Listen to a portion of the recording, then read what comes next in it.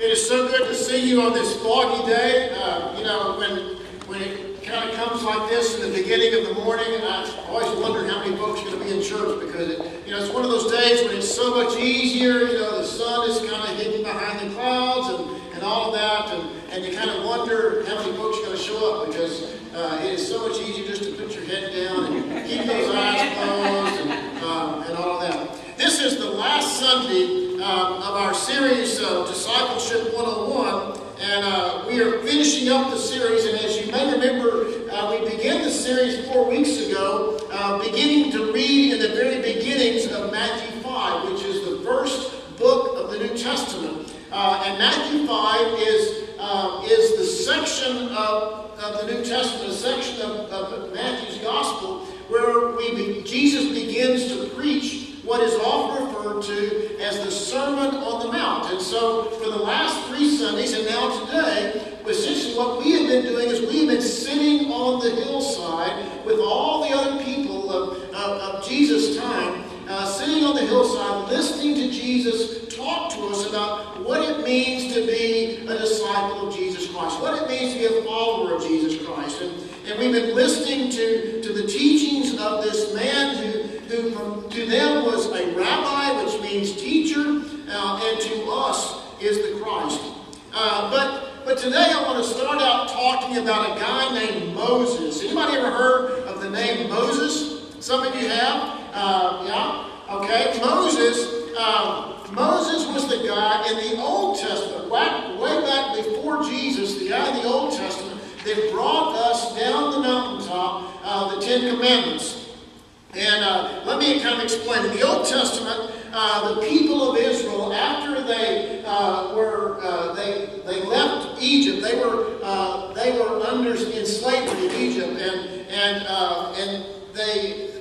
Moses was the one who brought them out of Egypt as the people of God. And the story goes this way. As they came out of Egypt, they began a journey. It was a 40-year journey in the wilderness. And one of the places that they stopped along their journey was a place called Sinai. And Sinai was a plain, but as a part of Sinai, there was this mountain called Mount Sinai. It's often referred to also as Mount Horeb. And it is a very significant place in our story. Because there on Mount Sinai was the place that God met and spoke with this man named Moses. And God told Moses that the reason that he had rescued the people of Israel from Egypt was that he had chosen them. He had chosen them to be his people and to make them into a holy nation for God. God had chosen these people to be made into a holy nation. And so one day God calls Moses up the mountain, and when Moses gets to the top of the mountain, God gives Moses the first part of a new system of laws for the people to live by. And the 10 Commandments were the first of those. And you've heard some of those. Do not murder, do not steal, do not commit adultery, do not take the Lord's name in vain. There are 10 of them. And those 10 commandments were the beginnings of a whole system of laws and commandments that God intended for God's people. The 10 commandments were just the start. You may not realize this, but there were 613 laws altogether. Now, how many of you can name all the 10 commandments? Could you name 613? No. We find these 613 laws in the Old Testament books of Leviticus, Numbers, and Deuteronomy. And legend goes, in Jewish tradition, legend goes that there were 365 laws that refer to the things that you should not do. Do not do this, do not do that, do not do this, do not do that. 365 times. All the negative things that you should not do. Do not do this, do not do that, etc. And supposedly, by Jewish tradition, the number of these do not do laws, these 365 laws, was equal to the number of days in a year. You figured that out probably maybe already. But anyway, that's kind of the Jewish tradition. Then there were also positive commandments. And these are the things that says, you shall do this, you shall do that, do this, do that, and so forth and so on. And supposedly, there were 248 of these. And these 248 were essentially designed to match up with the number of bones in our bodies and the number of organs in our bodies added together. 248. Now, how many of you knew that? Lisa knew that. Wow. Good for you. Okay. Now, I don't know about you, but I cannot imagine keeping up with 613 laws for my behavior. Can you imagine keeping up with all these things that you have to do or not do? 613 of them. Maybe I could keep up with 10 if I could remember all 10. But 613? That is way too many. No way!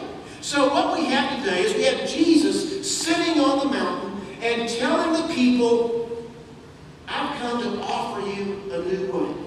And Jesus is kind of reinterpreting the law for this whole new group of people. And Jesus told the people that he was coming to fulfill the law and that his intent was to create a new pathway to God. Because you see, it was difficult to keep all those laws. And Jesus wanted to make the ways of God easier to understand and easier to be accomplished. Remember how we talked about it last week? How Jesus would kind of introduce something. He'd say, you have heard that it was said, but I say to you. You remember that part? You have heard that it was said, but I say to you. You have heard that it was said, but I say to you. So Jesus would kind of reinterpret and do something different. Well, let me introduce you to a guy named Jason Biassy. Jason Biassy was the student pastor at the Shady Grove United Methodist Church in Providence, North Carolina, several years ago. And earlier this week, I was reading some stuff about this passage, and I came across Jason's name. You need to know that Jason, the church that I was talking about, is the church that Karen grew up in North Carolina. And Jason was writing about this particular passage of Scripture, and he said, Jesus' comments in our reading for today present Jesus at his honorary best. You know what it means to be honorary? Jesus is being honorary, and this puts Jesus at his honorary best because he is offering advice to us that makes no sense whatsoever in today's world. It makes no sense whatsoever, at least according to the ways of the world. Jesus is trying to create a whole new generation of people who have a different understanding of the laws. The 613 laws that we talked about were laws that were received by the people of that day, and if we try to follow them, what they received by us is both a burden and an obligation. So Jesus is offering to us a new way to understand these laws. And what he offers is kind of a reinterpretation. And the reinterpretation that he offers to us is not the way we do things in the world. It is not the way we do things in the world. I don't know about you, but I have this human instinct in myself to protect myself and to protect my stuff. You know what I'm talking about? We have a human instinct in ourselves to protect ourselves and our stuff and the people that we care about. It is a part of our very being. It is something that we are born with. And Karen Armstrong, in a book called The 12 Steps to a Compassionate Life, talks about that part of our brain as the reptilian part of our brain. You know what a reptile is, don't you? Karen Armstrong says that's the part of our brain that is the reptilian part. And it's that part of our brain that is still present underneath our developed brain. And the reptilian part of our brain is that part of our brain that tells us that if we need to fight or retreat in a situation, it's the fight or flight response that is about our instinct to protect ourselves and our stuff. And it's that part of our brain that supports revenge. It's that part of our brain that supports retribution. It's that part of our brain that supports getting even. And it is that necessary part of our life that when danger is near, it kicks in and it protects us. You know, you ever had that adrenaline rush? That's a part of that reptilian part of our brain, that rush to protect ourselves and to make sure that our stuff is protected. And when in danger, our brain tells us to fight or flight, to protect our people and our stuff. It's a part of our being. But that way of living in the fight or flight way, is not the way to bring peace in the world. If we are fighting all the time and protecting our stuff all the time, the world's not going to be a peaceful place. And so Jesus today is inviting us and inviting the crowds to embrace a new way of life. And it is so, in so many ways, it is counter to this basic instinct of survival. Jesus is inviting us to replace that part of our brain that wants to fight or protect. He's inviting us to replace that with that which is the highest and best within us.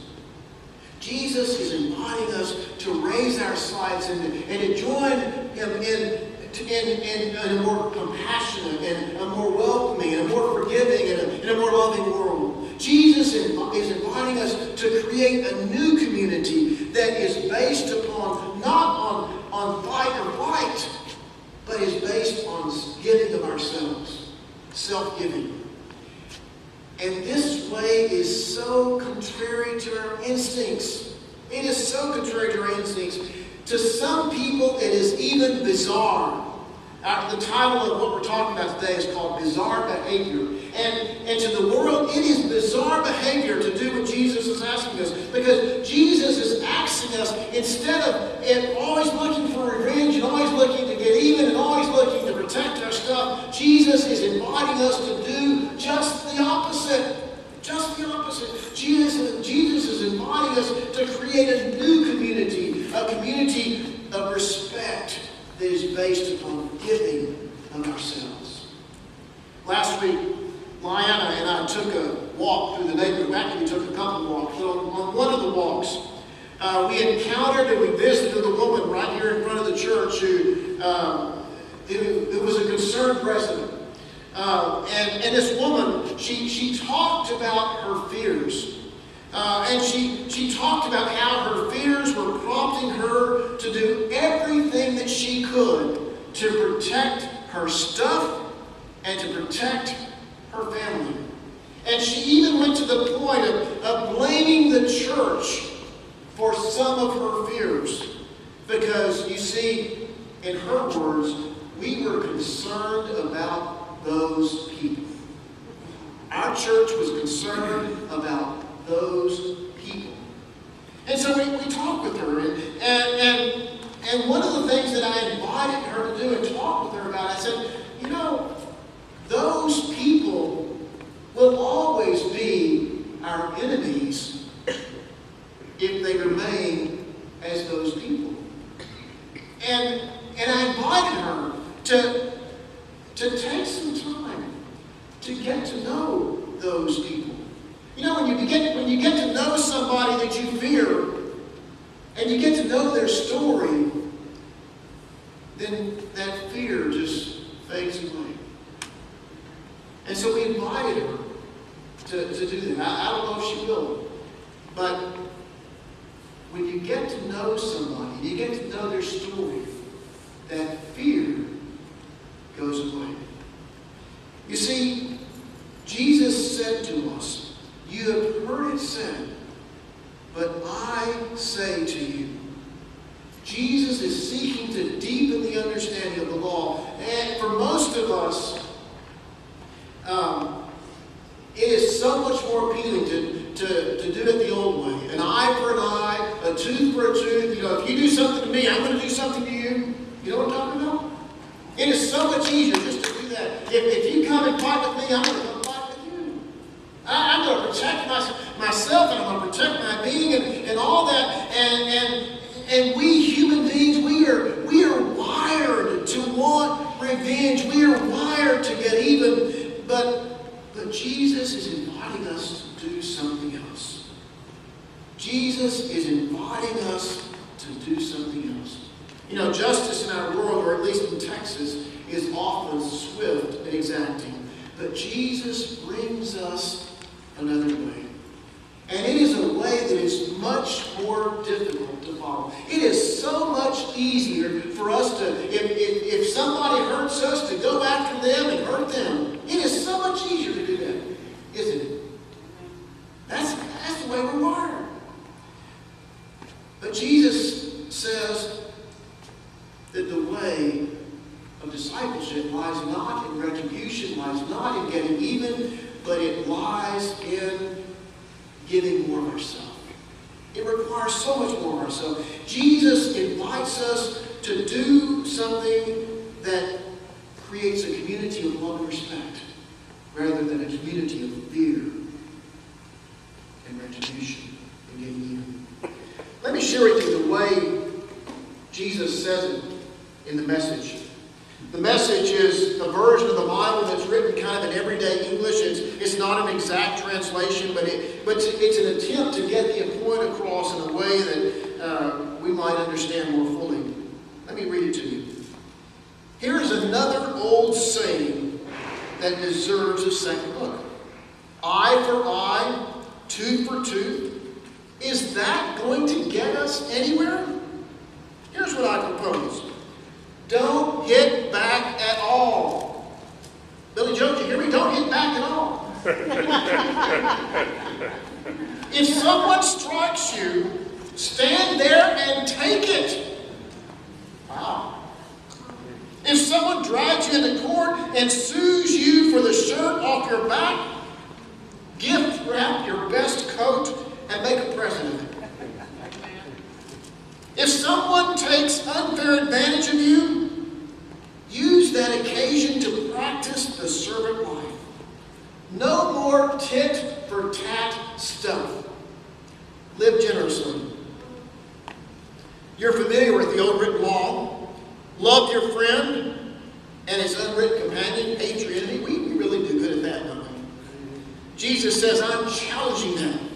I'm telling you to love your enemies. Let them bring out the best in you, not the worst. When someone gives you a hard time, respond with the energies of prayer. For when you're working out of your true selves, your God-created selves, this is what God does.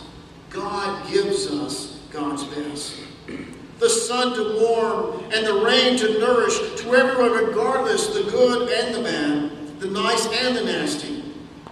If all you do is love the lovable folks, do you expect a bonus? Anybody can do that. If you simply say hello to those who greet you, do you expect a medal? Any run-of-the-mill sinner does that. In a word, what I'm saying Jesus says is, grow up. Grow up. You are kingdom subjects. Now live like it. Live out your God-created identity. Live generously and graciously toward others the way God lives toward you. Wow. Can you do that? Billy Joe, can you do that? How would our lives be different if instead of seeking revenge, we offered reconciliation and love? How would this community be different if instead of offering revenge, we offered reconciliation in the world? What would it be like if instead of turning away when someone asks us for something, even if we may not have what they ask for, to offer more? Does this kind of living offer a new opportunity for our world? I think it does. You know, the only thing that an eye for an eye or a tooth for a tooth will get you is help in creating an eyeless and toothless world. Think about it. The only thing an eye for an eye or a tooth for a tooth will get you is an eyeless and a toothless world. and wanting to get even. The only thing that gets us is a lot of people who've been beaten up and battered. So what would it be like to do things different? In Matthew's gospel, what would it be like for us to meet evil with good? I invite you instead to go with Jesus every time. Let's choose to meet evil with good. Let's work with Jesus to create a new community that cares about all who are among us. And then we will discover that the way of Jesus Christ is transformational. To illustrate that, let me share with you a story. It's a story shared by a guy named Jim Wallace. Jim Wallace is the editor and founder of a magazine called Sojourners Magazine. And a couple of years ago, he wrote a story, or shared a story about something that he observed in South Africa. Some of you may know that South Africa was a place that segregated the African community from the white community with a law called apartheid. I mean, very strict separation.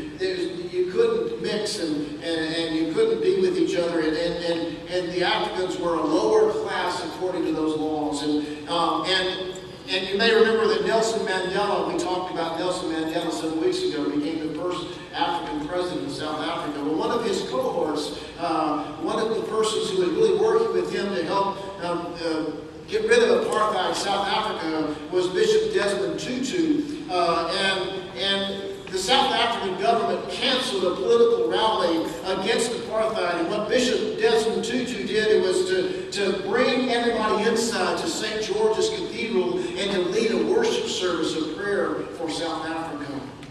And the walls were lined with soldiers and police who had guns and shields and bayonets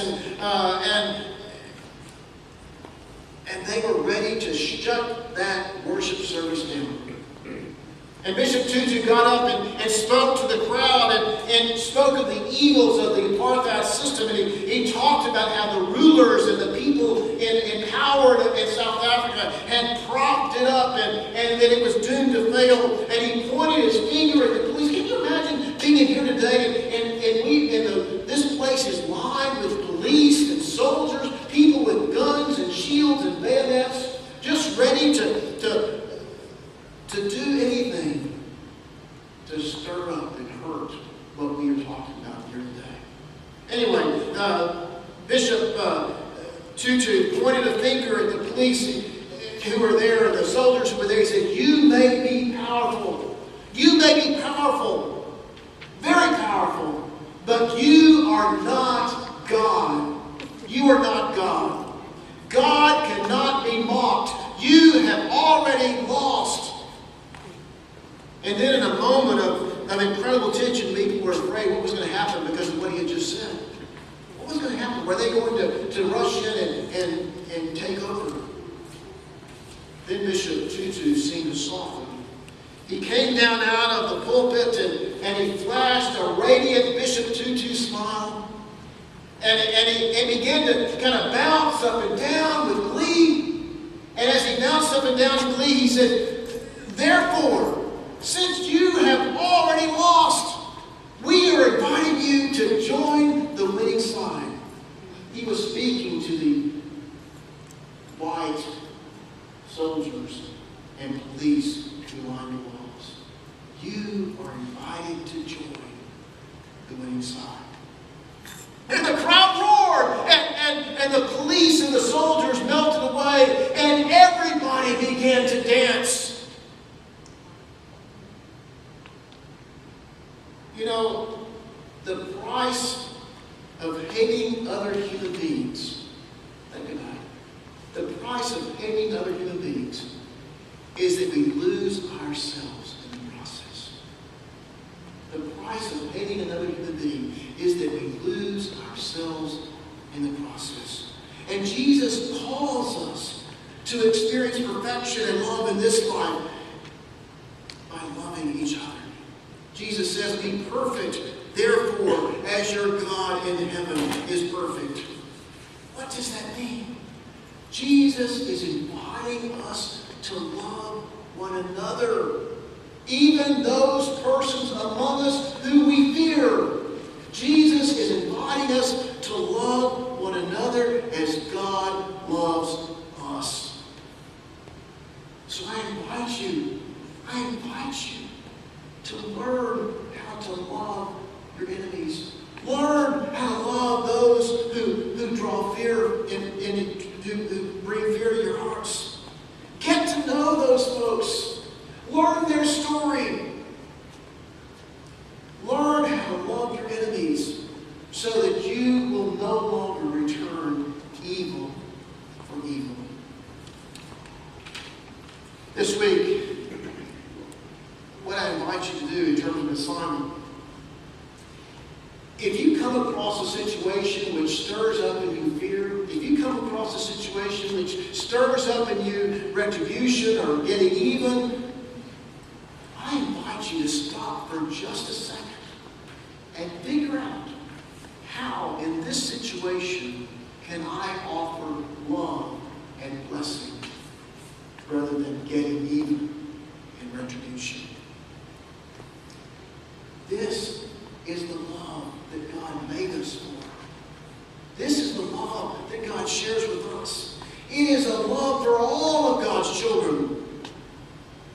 It is a love that we are called as God's people to embody in the world around us. So I invite you this week to figure out, when you have that fight or flight response, figure out, stop for just a second. How do I love in this situation? How do I offer God's blessing in this situation? And do it. Amen. This is that time in our worship service, which is our time.